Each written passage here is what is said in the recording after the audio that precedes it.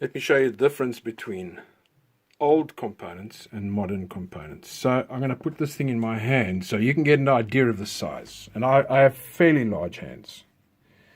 Okay, this is a 0.5 microfarad. Where are you? There you can see it. It's not easy to see, but there it is. 0.5 microfarad, 500 volts maybe. 600 volt, I'm not sure.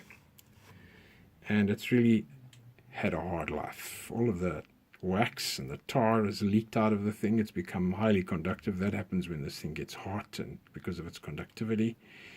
And it has just melted and all the goop has come out and it's basically had it.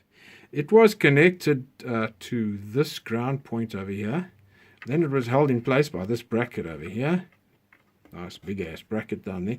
And then this lead, I cut it off. It runs all the way around and back up to that point over there.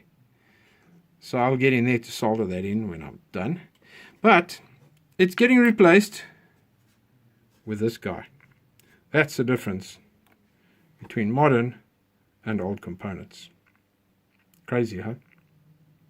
Just crazy.